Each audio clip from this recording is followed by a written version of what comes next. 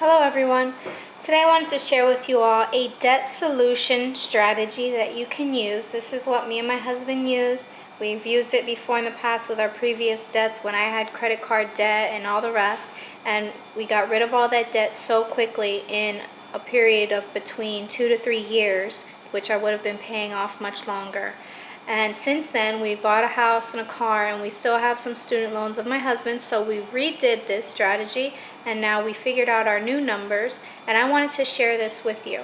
When we first got married 3.5 years ago, we learned this from one of our pastors who, he and his wife are financial majors in college, and they taught us this method, and it worked so well. So I wanted to share it with you. It's called the Snowball Debt Solution.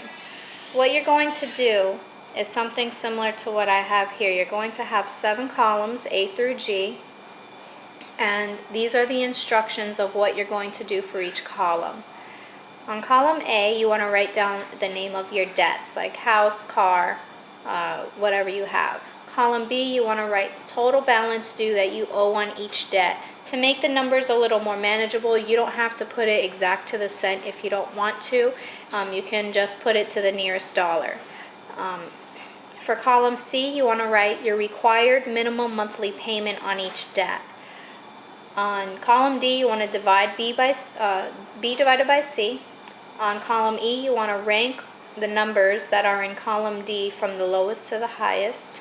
In column F, you want to add what's called the snowflow plus all of column C, well, plus each number in column C, plus all of the lower ranked debts, and I'll show you how to do all of this. In column G, you want to divide column B divided by F and round up to the nearest whole month, and then you want to add all the numbers in column G to get the total months until you're completely debt free.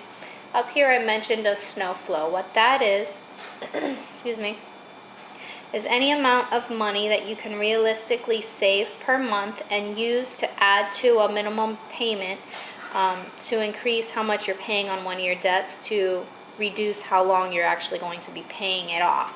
So let's say realistically I can save $200 a month after all my bills are paid, all these debts plus light bill, cell phone, everything. I have extra $200 in my account each month. Of that, I save $100 for just little things like say I need extra gas this week or whatever. Throughout the month I save $100 for emergencies, and then I actually have $100 that I'm able to save each month. Take that $100 and that becomes your snowflow, and what you do with that you will see as we work on this chart.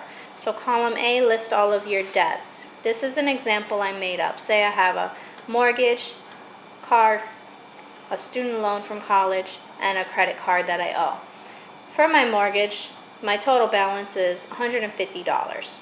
For the car, $150,000. For the car, $60,000. For the loan, $15,000, and for the credit card, $2,000. Now column C is your minimum monthly payment that's required by each of these institutions. Let's say for the house it's $1,500, not including taxes and insurance. This is just the mortgage part of it. Let's say for the car it's $650. For the loan it's $100 a month, and for the card it's a $50 monthly minimum.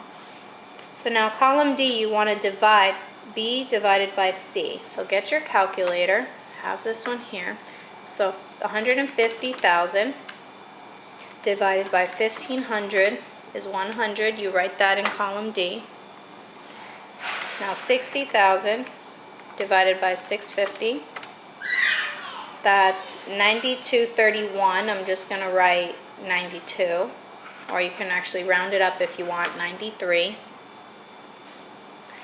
15,000 divided by 100 is 150. Now 2,000 divided by 50 should be 40. 40. Now in column E, you're going to rank column D from lowest to highest. So the lowest number is 40, write a number 1 by that number.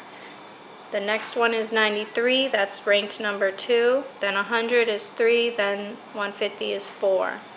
Now in column F, you want to add your snowflow and start at the lowest ranking number and look at column C. Add column C to your snow flow. So that's 100 plus 50. So that's 150. Now take that 150, go to your next ranking on the thing, look at column C. Add the 650. So now that becomes 800. Go to 800 plus the third ranked plus 1500. That should be 2300. Now add that 2300 to the last one, which is 4. So that's 2400. Now in column G, you want to B divided by F. So 150,000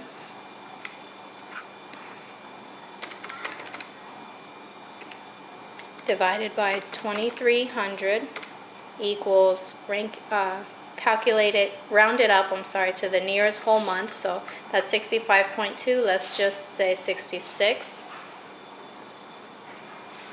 Next is 60,000 divided by 800.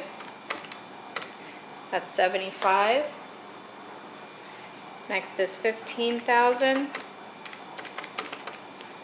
divided by 2400.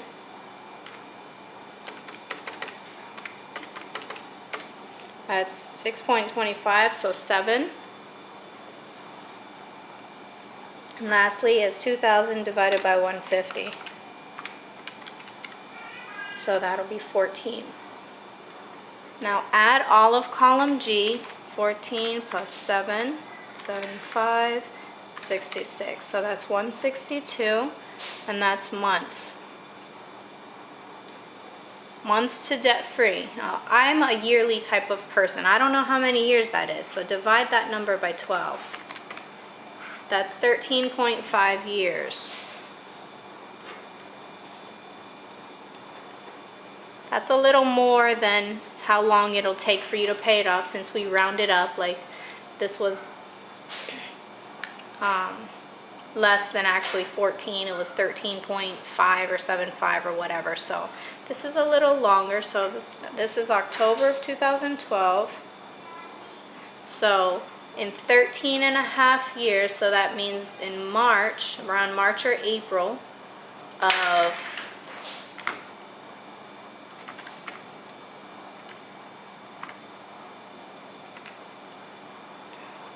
2025 or 26, you should be completely debt-free. Now that you have all these numbers written down, how do you practically do this? You want to start with your first rank. Every month you're going to continue paying your minimum balance on all of these. The only difference is now you're going to take your snow flow of $100 and add it to your first ranked debt. And you're going to add that to that minimum. So now instead of paying $50, you're going to pay $150. And until that's completely paid off in 14 months, so in a little over a year, that'll be completely off of this list. Within that year, or by the end of that year, you want to redo this with all your new numbers, how much you currently owe on all the rest of your debts. Your minimum payments might still be the same. And then just redo this process, and then add that $150 you were paying on that credit card now to your second debt, which is your car. So you'll be paying $800 instead of $650. And you'll be doing this every year, 6 months to a year. Redo this chart to figure out how long you have left to pay off on your debts. So now let's say your mortgage is a 30 to 35 year mortgage. Your car is about a 4-year car loan, 4 to 6 years. That's already about 41 years worth of debt that you're paying off in less than 14 years. That is an amazing time saver. You'll own your house, you own your car, you'll be completely debt free. You'll be able to save all of that minimum monthly payments that you were spending, which is $1,500, $2,150, $2,250, $2,300 free in 14 years a month. Times that by 12.